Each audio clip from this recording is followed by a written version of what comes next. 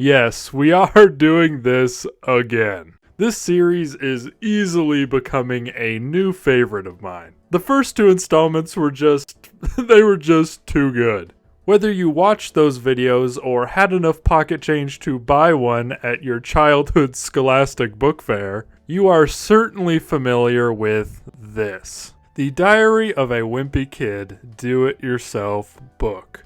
An activity book diary hybrid based on the ever-expanding Wimpy Kid saga. But I'm sure you've caught on by now that, as usual, this isn't my book. This is some poor, godforsaken, random person's old book. And today, we are going to be going through all of it. Will it rival the absolute masterpieces we went through in the last couple videos? We'll just have to see. But no matter what, I am confident it'll still be absolutely fucking hilarious. So without keeping you waiting any longer, let's jump right into reading this damn book already. Okay, let's once again get started here. The name of this book's author seems to be JT. And of course, I've already censored the sensitive information he put in here. Moving forward, Desert Island Picks. As in, these are the things JT can't live without. For video games, he put down Grand Theft Auto, Midnight Club, and SmackDown vs. Raw. All of which are pretty good picks. But we take a sharp turn downwards when we get to the songs. Not because any of them are necessarily that bad, but his number one pick was Apple Pot of Jeans. This is just too good. Apple Bottom Jeans was bro's favorite song, and the whole time he thought it was saying Apple Pot of Jeans. For books, he's bringing, you guessed it, Diary of a Wimpy Kid 1, Diary of a Wimpy Kid 2, and Diary of a Wimpy Kid 3. Have you ever been bitten by an animal? Yes. Have you ever been bitten by a person? Yes. Have you ever peed in a swimming pool? No. Okay, I guess we're lying now, JT. You're only kidding yourself. Okay, here's the part where they write down their favorites of a variety of different categories and list 4 adjectives each that describe why they like that. Favorite color? Blue. 4 adjectives: darkly, beautiful, colorful, and first color I said. Title of the last book you read? Diary of a Wimpy Kid 3. 4 adjectives: mean, funny, games, and best friends. I'm starting to think that these kids just don't have full comprehension of what adjectives are yet. Okay, JT, let's get our first taste of your comic skills. You going to eat that sandwich? Why, do you want to now? Zooey mama. Now it's time to take a look at JT's brain. Just like the last 2 books we looked at, video games do take up a portion of the brain. But unlike in those, it doesn't take up a majority of the brain, nor does it specifically call out Minecraft. What does take up the majority of JT's brain is smartness. Predict the future. I officially predict that 20 years from now, cars will run on water instead of gasoline. Maybe tread lightly there, JT. A cheeseburger will cost a fucking $1. That's 3 for 3. All 3 books we've gone through, all of them are counting on the return of the dollar menu. And if you watched the last 2 videos, you know I have long given up hope on that. And a ticket to the movies will cost 50 cents. Okay, JT, I don't know if you're living in reality like the rest of us. Pets will have their own wives. Underwear will be made out of galaxy. Space will no longer exist, and there will be more cars than people. And for the number one thing that will get on old people's nerves 20 years from now, he wrote this. He's not wrong. Okay, I've been known to complain about the Dream House page quite a bit, mostly because in the last 2 videos, both kids decided to pretty much copy Greg Heffley's house design almost exactly. But JT, on the other hand, has some originality here. He cut out the arcade, go-kart track, and pizzeria in favor of a movie theater, a bakery, and a bathroom. And although the master bedrooms are almost identical, instead of a 90-inch plasma TV, he's got a 100-inch. Yeah, get fucked, Greg Heffley. You deserve it for what you did to Rowley. What's the worst thing you ever ate? Baked beans? Does it get on your nerves when people skip? Sort of. Finally, more comics. Ugly People Anonymous. Why are you here? You're ugly. Bathroom. What? Okay, I know my humor is a little broken, but I think this is comedy gold. You know, there's the universal setup for this comic that they're at the Ugly People Anonymous. But he asks them why they're here, like it's not in the title of the fucking event. And although they're both attending Ugly People Anonymous, the first thing this motherfucker says is, "You're ugly." And then the biggest punchline for me is the reveal that this guy's not here for Ugly People's Anonymous. He just stopped in to use the bathroom. Stick Power 1. Watch my awesome power. And then while doing it, he squeezes out a fart. Wow. Man. Stick Power 2. Let's battle.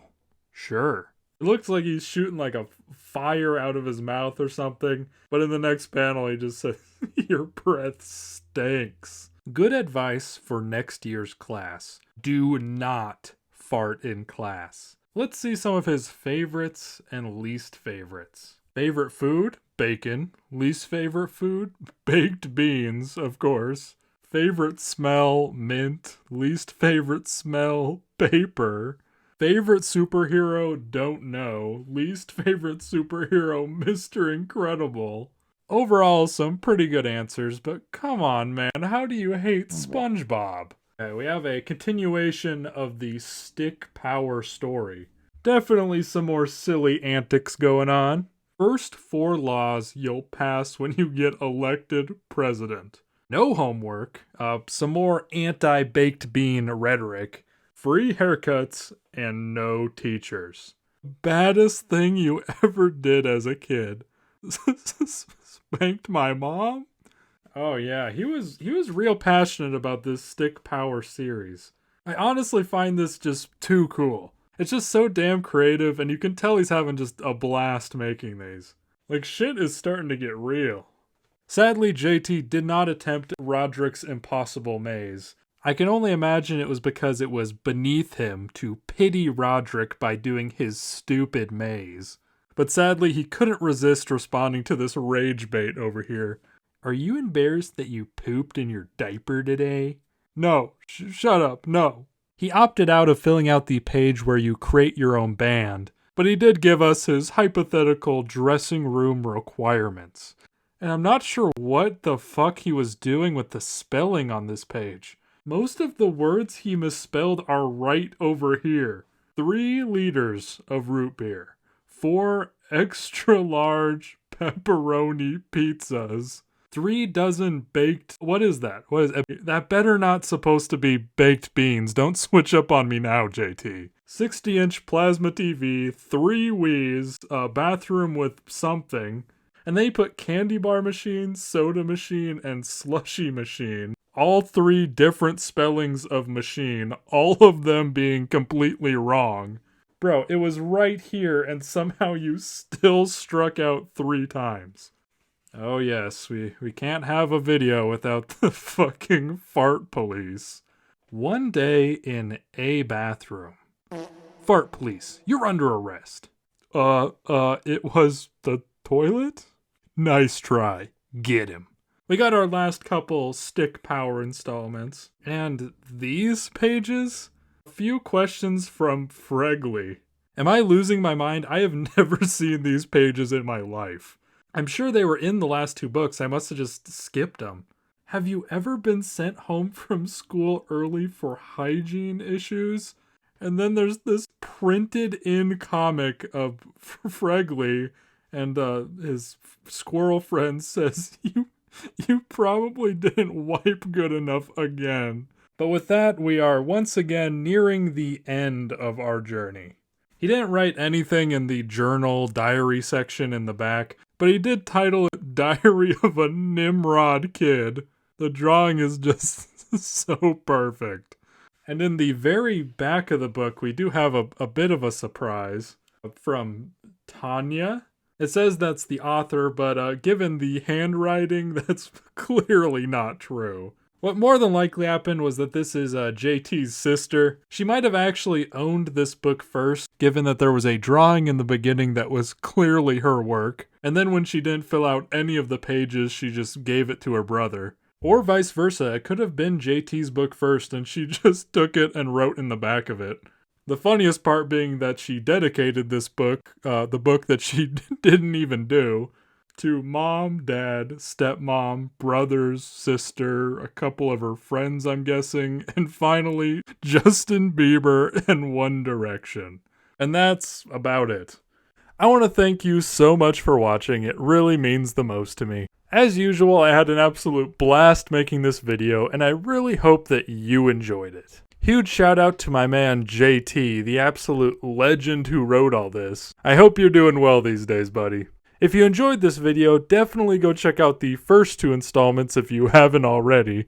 They are both absolutely hilarious in their own ways. This series is sure to have at least a few more installments in the future. I'm just not 100% sure when, though. But I have really grown quite fond of this series. The whole exploration and preservation of these hilarious childhood books is really interesting to me. I think it's safe to say that many of you out there enjoy it as well. This is probably going to be my last video before 2025, so if you're watching this around its release, happy holidays, Merry Christmas, and Happy New Year. And if you're watching this way later on, happy whatever holiday's closest, I guess. Is it your birthday? Happy birthday. But that's all I got for this video. I hope you have an absolutely amazing day, and I'll see you in the next one. I want some cheeseburgers just to eat. I'm talking ketchup, my nigga mustard on the beat. You gotta put a lot of lettuce, please, because I like to have a lot of grease. I remember eating outside with my whole team. Now a nigga gotta stay home cause of quarantine.